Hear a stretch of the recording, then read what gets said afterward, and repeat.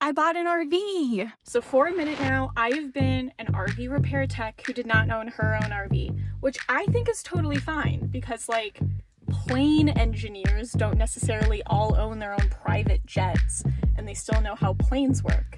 But that all ends today, folks. This is my 1998 Fleetwood Flair. And let me tell you, it was an adventure to find her. You see, I had a couple of criteria. First of all, I had a budget of $10,000. That was what I could scrounge up. And I knew because I was buying on the lower, older end of things that no matter what rig I found, it was going to need some work. That was kind of the point. So I wanted to make sure that I didn't blow away all my money on a rig and then had nothing left to fix anything up inside. Ooh, a penny. Secondly, it had to be a motorhome. My daily driver is a Kia Soul, and I don't know how you live your life, but I am not towing anything with that. And I really wanted this rig to be something that I could drive by myself very confidently and didn't have to ask anybody or borrow a truck or anything. I wanted to be a self-contained RV repair woman. And thirdly, my boyfriend had to actually fit in this rig. You see, my boyfriend is 6'3", which means most RVs aren't designed for him to fit in them. I had to find a rig that didn't have the bed jutting up against a wall at the bottom, so at the very least his feet could hang off the edge. I spent well over a month looking for the perfect used RV. I was on Facebook Marketplace almost every day looking to see what new things had come up, what prices had dropped, what I could get my hands on.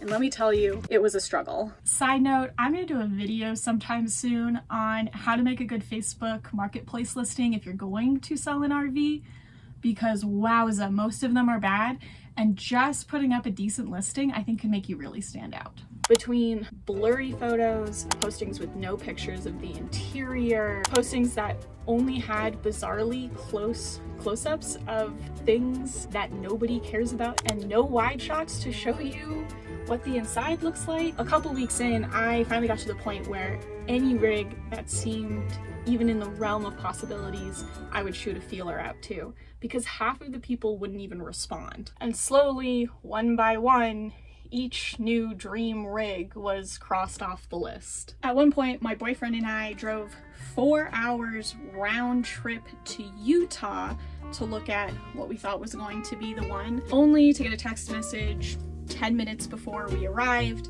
that it wouldn't start anymore and it was backfiring. We spent about an hour there trying to troubleshoot it and eventually figured out that it was a fuel pump problem and was more of an issue that I wanted to deal with. I couldn't have driven away with the rig if I wanted, but I really thought that one was going to be the one.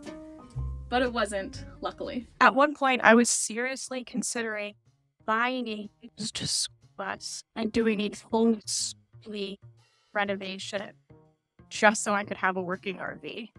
And while it sounded like so much fun, I eventually decided that was probably too big of a first project. It's not off the list forever though. I still have a dream of doing it someday. But then, the day after the failed Utah trip, my boyfriend and I were sitting at a bar for lunch, minding our own business, and I pulled up Facebook Marketplace like I did every time I was bored, and I somehow saw a rig that had been posted less than an hour before I was checking. She looked like she was in good shape, well taken care of, and so I shot off a message. The owner somehow immediately responded, which never happens, and I asked her if we could come see it that day. She said yes, and we were off to the races. So my boyfriend and I threw down a tip for the bartender, booked it out of there, ran home to get my tools, and we were on our way. Once we got to this rig, we probably spent about an hour and a half combing through this thing from top to bottom, so we at least had some idea of what I was buying. I know absolutely nothing about motors, cars, how cars work. Fun fact, most RV repair techs work on all of the parts of your RV that make it a house, and for the most part usually don't touch the parts of it that make it a vehicle or a trailer. There are some overlaps, like some techs will pack your bearings, but for the most part, in your head, separation between church and state. I work on the recreation, a mechanic will work on the vehicle. So I was very, extremely, lovingly grateful that my boyfriend is a car guy. He's worked in the automotive industry for forever. I asked him what he wanted to be called for this video, and he said, an automotive professional. So that's what we're going with. He scoured the motor, basically everything from the driver's seat forward, and here's what he came up with. The motor itself in this rig looks great for being 30 years old and starts right up and ticks like a clock in a good way. I know some ticking is bad. This ticking, good, or so I've been told. The brakes are a little squishy, and I concur when I drove it, but it's something that he said was in the realm of fixable for not crazy amounts. So yay. The AC in the front doesn't work, but also potentially fixable with an O-ring.